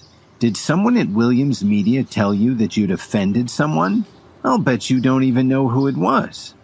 How the hell would you know? Meanwhile, out in the street, a police officer suddenly ran up to Officer Emmett.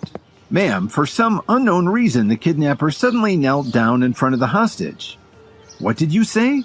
She quickly walked to the vantage point across the street from the house. She definitely saw Bradley kneeling in front of Kevin.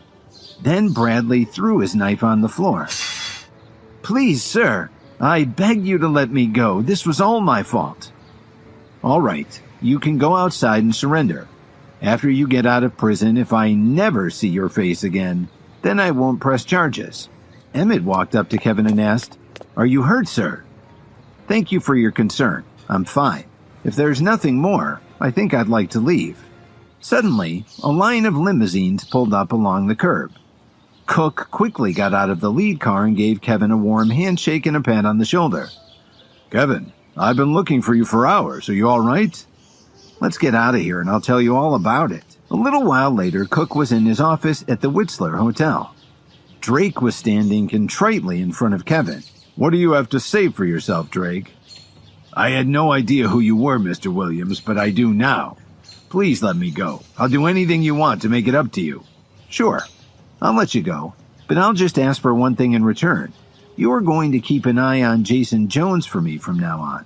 Drake was grateful, but Kevin didn't say anything more to him. He didn't even bother to look at him. A couple of days later, Kevin went to a real estate agent down by the Loop in downtown Chicago. "Hello, sir. Is there anything I can help you with?" A staff member asked as she walked up to greet him. I'm looking for a condo." "I'm sorry, sir. We're really on a break right now. Our lowest offering is $300,000. If there's nothing else we can do for you, please show yourself out." The agent had already made up her mind that Kevin was probably working on the construction site down the street. He just came in to look around and enjoy the air conditioning. At that moment, two people walked up. Kevin was startled to see them, and it showed on his face. "Kevin, what are you doing here?" The man with Lily suddenly blurted out. Lily, what did you just say? This is Kevin? That useless ex-husband of yours? This was Grant Butcher, the perfect son-in-law Dorothy had just found for Lily. "Why, Mr. Butcher, what brings you in today?" How can you let someone like this in here? He's smelling up the place. Aunt Dorothy told me that she would let Lily divorce you as soon as possible. So from now on, please don't interfere in her life. I'll take good care of her." Garrett turned around and asked the agent, "What did he say to you?" "He said he wanted to buy a condo," she answered. "Buy a condo?" Garrett laughed. "I hate to tell you this, but we sell high-end real estate here. Do you think you'd even qualify for a mortgage?" "Well, I don't think that's really up to you. Are you in charge here?" "I'm the manager." "Why, Lily, what are you doing here?" "Lily, who's this?" Garrett asked. "This is my best friend, Rachel." "I'm Lily's boyfriend. Aunt Dorothy introduced us to each other. Since we'll be married soon, I guess I'll be your brother-in-law from now on." "Who do you think you are? You don't deserve someone as nice as Lily. And my only brother-in-law is Kevin. Who the hell are you? Lily, how can you even be with a schmuck like this?" "Lily, your friend seems to have already made up her mind about me. What have I done wrong?" By then, Kevin had finished his call and walked back over to them. He stared intently at Garrett. "What are you still standing here for? This isn't a grocery store. Not everyone can just walk in here off the street." "Well, what if I want to buy one of your properties?" "Wow. Aunt Dorothy said you're worthless, but you sure are good at bragging. This is the Corwin Tower. The penthouse is available for anyone who can afford the price tag. $8 million. Can you afford it?" "Who said I can't afford it?" He just took out a black card from his wallet and looked at the rude agent who had greeted him when he walked in. Then he walked over and handed it to a different agent. Just then, Garrett's phone rang. When he saw the caller ID, he quickly stepped away and answered the call. "Is the transaction complete?" "Yes, sir." Garrett finished his call and walked back to them. "You still haven't left? If you can buy the Corwin Tower penthouse, I will personally kiss your..." "But Mr. Butcher, this gentleman has already bought the Corwin Tower penthouse," Lisa told him. "What did you say?" "Will that be the left cheek or the right?" "How dare you talk to me like this? I'm not afraid of you. I work for the Williams Corporation." Just then, everyone turned to see a distinguished-looking middle-aged man rush through the front door and race up to Garrett saying, "You are no longer an employee of the Williams Corporation. Please turn in your access badge."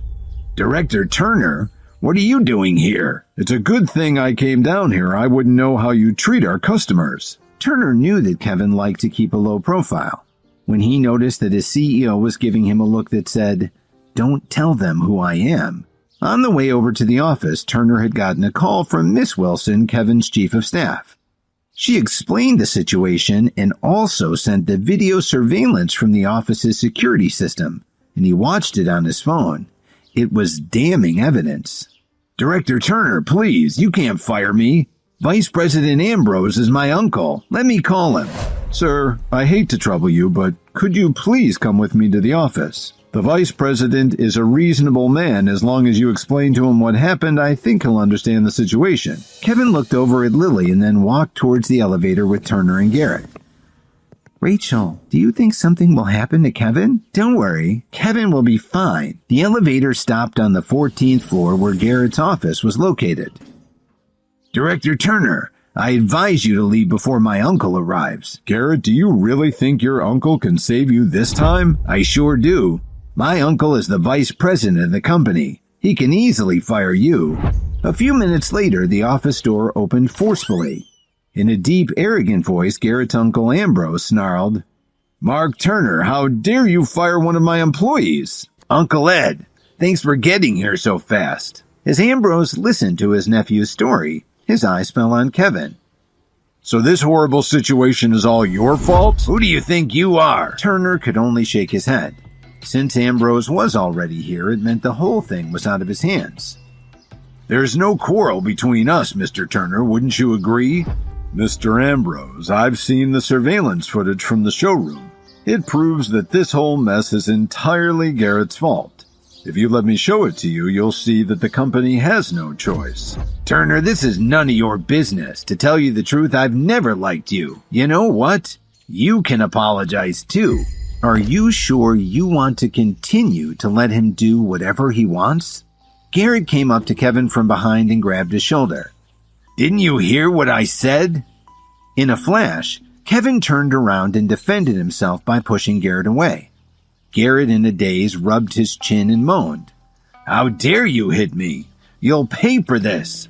Remember, the Butcher family didn't get its reputation for taking crap from people like you. Why don't you go downstairs and ask all the witnesses who's going too far?" "It's quite simple. You're going to apologize to Mr. Butcher, then you're going to give him an additional $75,000 to compensate him for all the trouble you've caused." Turner opened his mouth to complain, but Ambrose slapped him on the cheek before he could say anything. "You have no voice here. You are no longer a Williams employee. If you don't leave now, I'll call security and have you thrown out." "Uncle, finish him off," Garrett shouted angrily. Then he took out his phone and made a call. "Mr. Foster, where are you? Someone else is threatening to beat me up. Hurry up and bring some of your men to my office." Garrett made a fist and started to take a swing at Kevin. But before he could even hit him, Kevin gave him a hard slap in the face. Garrett staggered and fell back into his chair. Kevin was surprised at how hard he had hit Garrett. He was only going to give him a slap to bring him back to his senses, but he was feeling a lot stronger than usual. Ambrose pulled out his phone and made another call to Foster. "Where are you? Get up to Garrett's office right away." At that moment, the office door opened. A very professional-looking woman walked in, followed by a group of executives in suits. "Sir, I'm sorry I'm late," Miss Wilson said as she gave Kevin a very sincere handshake. "Miss Wilson, what did you just call him?" "Mr. Ambrose, this is the new chairman of the Williams Group." When Ambrose saw Kevin staring at him like that, he became furious with his nephew for putting him in this position. He turned around and slapped him right in the face. "Look at all the trouble you've caused. Do you still want the CEO to apologize to you? Sir, my nephew has made a serious error in judgment. His behavior is inexcusable. Please, let me handle this." Edward Ambrose is demoted but will continue to work in the company. His original position will be taken over by Mark Turner. Garrett Butcher is terminated. After giving her these instructions, Kevin left the office without even looking back. When he got to the first floor, Lily and Rachel were still waiting for him. Lily immediately walked up to him. "Are you all right?" This was the first time he could remember Lily showing so much concern for him. "Where have you been for the past 2 days?" "I found a job," he explained. "The salary is pretty good and it also provides food and lodging. Don't you plan to come home?" Glancing at the caller ID, she saw that it was from her company. Lily said a few words and hung up. "I'm sorry, but I have to go now. There's something I need to take care of at work." "Take good care of yourself." "Hi, Kevin. When are you coming back? I'll be waiting for you at home." Lily hung up the phone with a smile. Dorothy looked at Lily, who was sitting on the sofa combing her hair, and said, "Why are you letting that guy come back? Didn't he abandon you? I went to a lot of trouble to introduce you to Garrett Butcher. How did that go?" "Don't ask me again. I'm not going to divorce Kevin." Dorothy continued her tirade. "Let me ask you this. During the 3 years you and Kevin were married, were you ever happy?" Dorothy's complaining was interrupted by the sound of an engine out in the street. Lily looked at the sports car parked in front of the house. She wasn't sure what to make of it. "That's my boss's car. Because I'm taking the day off, he lent it to me." She just glared at Kevin and went into her room. "So, we're not getting a divorce?" "That depends on how things go," Lily said very calmly. Kevin didn't say anything else. No matter what decision Lily ended up making, he would respect her wishes. Dorothy walked in and saw Kevin cleaning like everything was back to normal. She angrily took out her phone and dialed Garrett's number. Aunt Dorothy, what do you want? Garrett, did you have a nice date with Lily? How are you guys getting along? Aunt Dorothy, I think Lily and Kevin are a match made in heaven. I don't want to come between them. Dorothy angrily threw her phone onto the bed. She really didn't understand what was going on with Garrett. Suddenly, there was a knock on the front door. Hi, Aunt Dorothy. She opened the door and Rachel walked in. When Lily walked downstairs, she sat down on the sofa next to Rachel and started chatting with her. Dorothy shouted upstairs again, Kevin, what are you doing? Come down here. When Rachel heard this, her smile turned into a look of surprise. She gulped and asked Lily, Is Kevin home? Ever since Rachel found out who Kevin really was, she didn't dare to come over and visit Lily. Just as Rachel was about to find an excuse to head home, she saw Kevin walking slowly down the stairs. When he saw Rachel, he gave her a slight smile. Oh, don't leave so soon. Why don't you stay a little longer? I really have something to take care of, so I've got to run. You don't need to pay for a ride, Dorothy said. Kevin's got his boss's car today. He can drive you home. She grabbed her purse, said goodbye to Lily and Dorothy, and headed out the door with Kevin. While he was waiting for a traffic light, he heard a voice in the car next to him. Isn't that Kevin? So you're driving a fancy sports car now? Kevin looked over and saw that it was Jason. I see you found a lovely rich woman to support you. And who is this pretty lady? Because Jason was making so much noise, the pedestrians who were waiting to cross the street heard everything. This was pretty frustrating for Kevin, and he started to lose his temper. But Rachel, who had been sitting calmly in the front passenger seat, got even more angry than Kevin. Suddenly, everyone heard a loud slap. You actually hit me? Do you know who I am? So what? What are you going to do about it? The bystanders who were anxiously waiting for the light to change spoke quietly to each other. You don't have to take me home. I don't want to waste your time. I'll go a few blocks west and catch a ride. Don't worry about me. Rachel reached in, took her purse off the front seat, and crossed the street. As long as he was downtown, Kevin decided to head to his office and wait for traffic to clear. He sat down at his desk and sent Lily a text saying that he wouldn't be home that night. Just then, Miss Wilson walked into the office with 2 small boxes. Mr. Williams, these were sent over by President Wright at West Chicago International and Mr. Cook from the Whistler Hotel. They said they're a gift for you. Kevin opened the box on his desk and looked inside. Inside it was a red pill, similar to the tan one that Cook had given him a while back. He decided to call his friend to find out what this one would do since the last one had disastrous side effects. Kevin, didn't I already give you a pill? Cook slowly said. Anyway, I found out from the head researcher that the medical properties of the new pill actually enhance the properties of the first one you took. It should help you a lot. Kevin hung up the phone and stared at the pill. He thought for a while and decided that his friend wouldn't try to hurt him. So he picked up the pill and swallowed it. Within seconds, Kevin felt like his whole body was engulfed in flames. He closed his eyes and passed out. Half an hour later, when Kevin slowly came to, he couldn't find any change to his body. Kevin's phone rang and startled him back to reality. Who's this? Kevin asked in confusion. This is Phoebe Anderson. We met at the Whistler Hotel, at the celebration the family threw after getting the Williams contract. Oh, of course. I remember you now. What can I do for you? I've been meaning to ask you. At Grandma Jones's birthday party, did you give her an antique tiara? Yes. Why? Kevin, the Jones family isn't aware of it, but I peeked in the bag when nobody was looking. I'm sure that it's the legendary golden sunburst tiara. I just want to take a few photos. Okay, I think we can arrange that. Really? If you're free now, you can come to our antique store, Anderson Fine Jewelry and Antiques. I'll wait for you here. An hour later, Kevin arrived at the entrance of the Anderson family store. This was the biggest antique store in all of Chicago, and it contained many priceless treasures.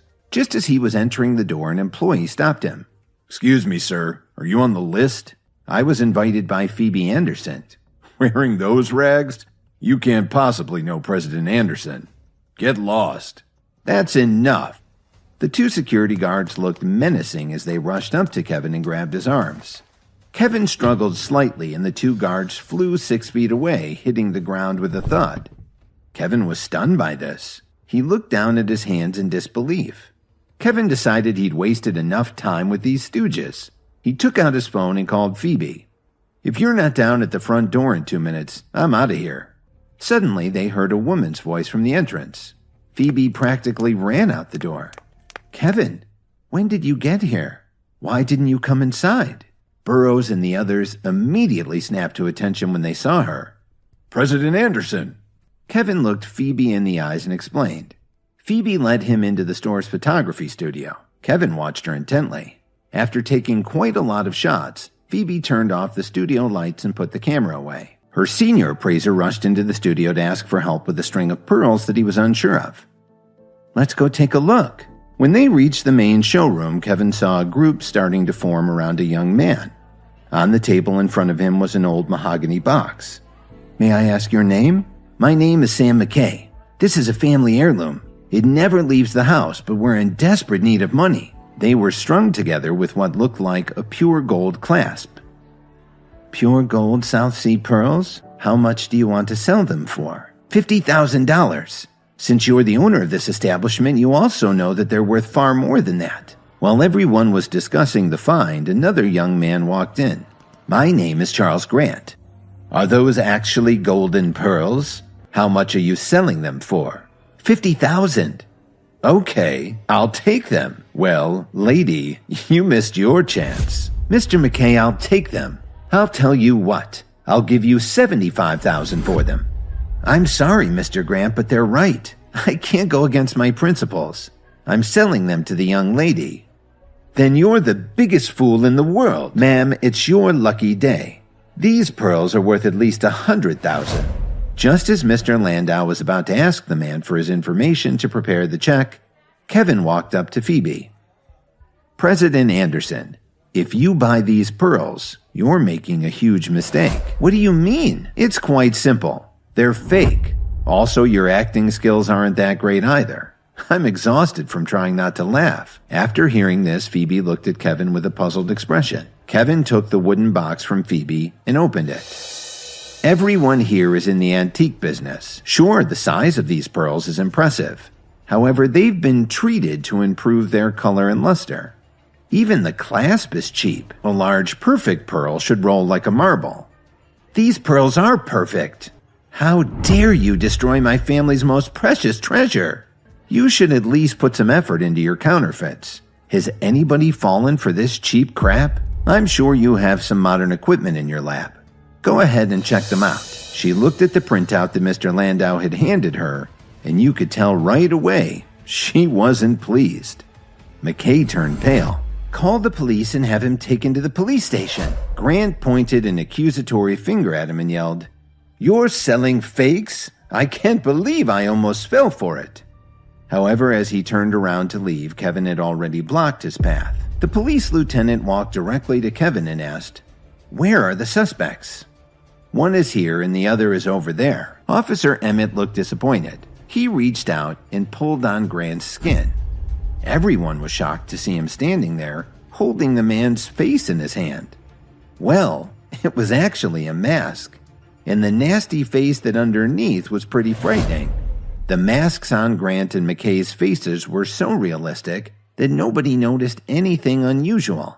But how did Kevin see through the deception? Phoebe let out a disappointed sigh. "I want to invite you to be the chief antique appraiser for Anderson Fine Jewelry and Antiques. You don't have to come to work every day, but if I need your help, I'll expect you to come in. I can give you a salary of $150,000 a year for your effort. Would that be okay? Let me get this straight. I don't need to come into work every day and I'll earn $150,000 a year. Why would I say no to that offer?" Kevin agreed right away. He felt that it was getting late, so he said goodbye to Phoebe and headed back to the office, carrying the tiara in his bag. The next morning, as soon as Kevin arrived at his office, Miss Wilson came in to give him a report on the company's activities. "Mr. Williams, today is the premiere of Brittany Davis's show, the one that the Jones family took the lead on. Do you want to attend? I won't be able to attend. If I go, it may affect Brittany's performance. If you can set up the live feed, I'll just watch it here at my desk. He was well aware that Brittany's deal had been set up by the Jones family. Moreover, Lily was personally responsible for it. If he appeared in front of his wife, his true identity would certainly be exposed. Then, when Brittany was halfway through her song, there was a problem with her microphone. The crowd began to boo. Kevin slammed his fist on his desk and called Miss Wilson in. "What's going on over there? There are 4 engineers in charge of Brittany's sound equipment backstage. Unfortunately, they've all made a mess of the production. Please call them to my office." A little over a half an hour later, the 4 staff members who had screwed up Brittany's show entered the CEO's office and saw Mitchell Cook sitting in Kevin's office chair smoking a cigar. There were several men in black suits and sunglasses on either side of him. Everyone knew about Cook's reputation throughout Chicago. After about a minute of this staring contest, one of them couldn't take the pressure and he stammered, "As long as you don't hurt me, I'll tell you whatever you want to know." A few minutes later, Cook ended the impromptu meeting and waved them out of the room. Then Cook stood up and smiled, saying, "Kevin, everything is clear to me now." After Cook left, Kevin's phone rang. Dorothy's voice blared in Kevin's earpiece. "Do you have any idea what just happened? Hurry up and meet us at the Jones mansion." Actually, Dorothy didn't want to see Kevin. It was Grandma Jones who had ordered everyone in the Jones family to come right away. She was furious. "All right, I'll be right there." While waiting at a stoplight, Kevin called Brittany. When Kevin hung up the phone, he'd just arrived at the Jones mansion. Suddenly, Jason stood up and pointed at Lily. He sneered and said, "Lily, it wasn't easy for our family to set up the deal with Williams Media. You screwed everything up, so now it's up to you to tell Grandma how to fix it." "I'm sorry, Grandma." "Grandma, I think Lily did a terrible job. In order to keep something like this from happening again, I suggest you pull her out of all her duties in the company." One of the younger members of the family said, "That's right, Grandma. What Jason said makes sense." Grandma Jones looked around the room and then looked at Lily. She coldly said, "Then it's agreed. From this moment on, you will have no say in the company's affairs." Just as Grandma Jones finished speaking, Kevin stepped forward and declared loudly, "I disagree. Kevin, you really have some nerve. Take a look around. None of us want to hear what you have to say." "I just want Grandma to investigate this matter further. Why would that bother you? Does this have something to do with you?" Jason looked at Kevin awkwardly. Just as he was about to attack Kevin physically, he remembered what had happened at Grandma Jones's birthday party and he lost his nerve. Just as the Joneses were about to leave, they heard a charming voice from the mansion's foyer. "May I ask if Grandma Jones is here?"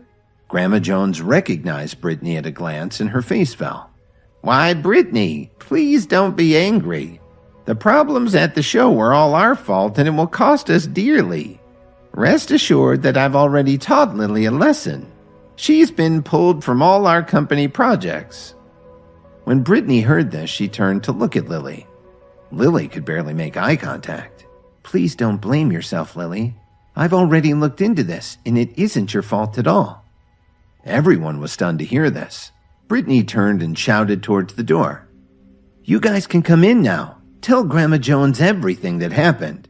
They all saw the 4 Williams Media sound engineers walk in slowly, looking incredibly guilty. One of the Williams employees pointed right at Jason and shouted, "It's him! It was Jason Jones who ordered us to do it." "That's right. He gave us $75,000 each to sabotage Brittany's microphone." The third employee finally spoke up and said, "Mr. Jones also said that he would give us each another $75,000 after it was done. I've never seen any of you guys before. We're telling the truth. I still have a record of the bank transfer. I haven't moved a single cent of the money he gave me. I've got proof too." Jason was furious. He stared at them as they stood there holding out their phones. "Jason, are you really responsible for all this?" Jason didn't know what to say to her. After a while, Grandma Jones took a deep breath and looked at Brittany awkwardly. "You'll have to forgive Jason. He's young and foolish. If you want to blame someone, blame me for not teaching him better." "I'm disappointed in you, Jason. As of right now, I forbid you to be involved in our family business. And I also forbid you to leave the property for 1 year. Yes, Grandma. Are you satisfied now? That's all in the past now, but I do have a request. In order to prevent this kind of thing from happening again, Lily will be my contact for any further projects. I don't want to work with anyone else. Just when everyone thought that Brittany had finished, she walked up to Kevin and asked him, Mr. Williams, what do you think of my solution? Very good. With Grandma Jones giving him a very dirty look, Kevin slowly walked out of the mansion. Lily trotted out of the front door right behind him and said, Kevin, wait a second. What's the matter, my love? Lily blushed a little when Kevin called her that. Kevin, tell me honestly, did you already know the truth before you came here? And how do you know Brittany? Why did she call you Mr. Williams? Don't tell me you're jealous. I won't tease you anymore. To tell you the truth, Brittany and I went to school together. If you were classmates, then why did she call you Mr. Williams? And why did she come over and ask if you were okay with her decision? However, before Lily could press the issue any further, Kevin's phone suddenly rang. It must be my boss looking for me. I have to head to work. Take care of yourself. Kevin didn't give Lily a chance to ask any more questions. He just turned around and left. He saw that it was Phoebe calling. Hello, Miss Anderson. Kevin, I really need your help. I'm at the store. I'll be waiting for you at the door when you get here. Kevin waved down a taxi and got to Anderson Antiques in half an hour. As he paid the fare, he felt something in the pit of his stomach. As they walked toward the middle of the room, they could hear at least 10 of the local antique shop owners arguing loudly. I'd bet everything I own. This painting is definitely authentic. Then a third one responded, You don't know what you're talking about. Just look at the frame. There's no way this is genuine. Kevin squeezed through the crowd and saw a man watching all of this with a distraught look on his face. It was Phoebe's father, Truman Anderson. He was examining a landscape painting very attentively. Dad, what do you think? Do you want me to ask another appraiser to take a look? Just then, the man who was trying to sell them the painting asked nervously, Mr. Anderson, can't you see that this is an authentic landscape? We need a decision right away. This certainly looks like a 17th century Dutch landscape. The material looks authentic and I can even see the proper copper and iron pigments. Something's not right. While they were all discussing the painting, Kevin slowly walked up and asked, May I take a look? Aren't you Dorothy Jones's son-in-law? Dad, this is the antique appraiser that I brought in as a consultant. Please be careful. If it turns out to be a forgery, we don't want to owe this man anything for damages, Truman said. Don't worry, sir. The atmosphere in the room changed. Everyone watched patiently to see if Kevin would make a fool of himself. After only half a minute, Kevin's eyes flashed and he stood up straight with an astonished look on his face. How much does he want for it? $200,000. That sounds about right. Can you tell me why this thing is worth $200,000? Have you ever heard of someone named Vermeer? Of course I have. One of the finest Dutch masters. But he only painted 2 landscapes in his lifetime. How could this possibly be a Vermeer? Look closely at the style. The artist's use of light and shadow. There's a distinctive depth to this piece. And the pigments match Vermeer's preferences too. This is a lost Vermeer landscape. I'm certain of it. Truman looked at Kevin in surprise. This time he pulled a magnifying glass out of his suit pocket. Less than a minute later, Truman practically jumped up and down. Mr. Landau, please arrange for this gentleman's payment. Hurry up before the seller changes his mind. Fine, then go ahead and pay me. I still have other things to do today, and I've already wasted a lot of time here. Kevin laughed to himself. The man had no idea what he was giving up for only $200,000. He obviously knew nothing about art, just some guy making a quick buck. So how did someone like that get hold of such a valuable piece of art? Kevin really wanted to find out. Kevin had correctly identified a lost Vermeer landscape in the store, but then he suddenly noticed a few traces of dirt on the painting. Then he recalled that when he bent down to look at the painting, there was a slight moldy scent. Could this painting have been buried somewhere? As soon as he stepped out of the door, he spotted the man who had just sold the painting. Then he tailed him to see where he could be heading. He saw the man go below street level to Wacker Drive. This was in a part of the underground street that was off the beaten path. Greg, did you sell that thing? I sold the painting for $200,000. Easy money. Should we head down to the south side again tonight and see what else we can dig up? Yeah, Max, good idea. Kevin, who was hiding in the shadows, heard everything they were saying. He couldn't believe it. Could they be grave robbers? Just then, the head grave robber suddenly looked over to where he was hiding. Who's over there? You guys are really bold. Robbing tombs? Aren't you superstitious? Kevin was stunned to see Officer Emmett. You know you're interrupting a private meeting. Actually, she'd been aware of this group of thieves for a long time. Early this morning, she spotted them near one of the older cemeteries on the south side. She followed them here. She wanted to call for backup, but the cell signal was really crappy down there under the street. You're under arrest. I've recorded your conversation, and thanks for having it out here in public, where I wouldn't need a warrant. If you surrender quietly, I might ask the court to go easy on you. I'll tell you what. Why don't you come with us? Then a few more men came out of the shadows and joined them. Emmett instinctively reached for her hip. But she wasn't in uniform, so her service weapon was locked up safely at the station. Just as Kevin was about to show himself, he saw Officer Emmett knock one of them to the ground with a beautiful sidekick. Put your hands on your heads and kneel on the ground. The man jumped up, pulled out a switchblade, and held it to her throat. Not today, officer. It looks like maybe we're going to be arresting you instead. He motioned for the others to tie her up with their belts. You guys really are scum. Kevin, hurry up and call the police. Shut up, Johnny said as he grabbed her mouth and poured in a bottle of pills. Kevin saw the other thugs starting to move towards him. He ripped through them in seconds, tossing the large men left and right. Who the hell are you? Who am I? I'm an antiques appraiser. After he said this, the man fainted. Officer Emmett looked like she was in shock. Are you all right? Do you think you can stand up? Kevin took the belt and walked over to the unconscious men. He began to search their bodies as he tied them up. He found a pill bottle. Looks like they were tranquilizers. I may have swallowed a couple, but it would still be nice to get an ambulance down here right away. And a couple of squad cars. Kevin nodded and then he took out his phone to call for help. Why are you here? This guy sold a 17th century Dutch landscape to Anderson Antiques. I had my suspicions, so I followed him here. Tell me honestly, who are you really? What I mean is, what school of martial arts are you from? I'm sorry, I don't understand your question. I know what I saw. When you defeated these men, your moves look spontaneous. But I saw something deeper in your movements. I've studied martial arts for years, and I studied Eastern philosophy in college. You are keeping something from me. Officer Emmett, you stream a lot of kung fu movies in your off time, don't you? Do you still want to play dumb? Didn't you take an oath not to let outsiders see you using your techniques? I have no idea what you're talking about. I used to practice some Taekwondo when I was a kid. Everything I just did was entirely subconscious.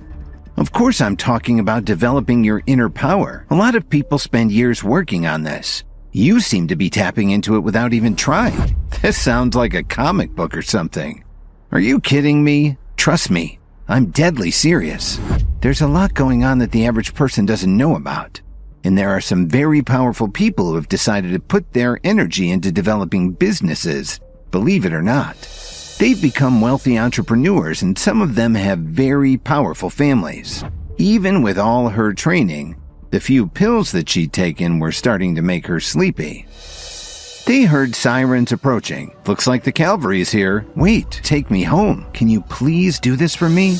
Kevin nodded and waited for the officers to arrive. Officer Emmett mustered enough strength to give them their orders so they could take the men to the station for processing. Kevin managed to get Officer Emmett home safely. I'm really curious. How did you get your strength? If you haven't gotten it through any special training, did you have any help from someone? Help? He thought of the 2 pills Cook had given him. They were supposed to help him restore his strength. Maybe they did something more, and he quickly took out his phone and called his friend. Mitch, I want to know what was in those pills you gave me. One of them was supposed to help boost your energy levels, and the other was supposed to help you with your focus. Why are you suddenly asking me about this? Are you having a problem because of the pills? No, don't worry. I'm fine. Just curious. His eyes fell on the top shelf of her bookcase. There were a lot of martial arts books, guides to natural health, but there were also a couple of old books with tattered spines.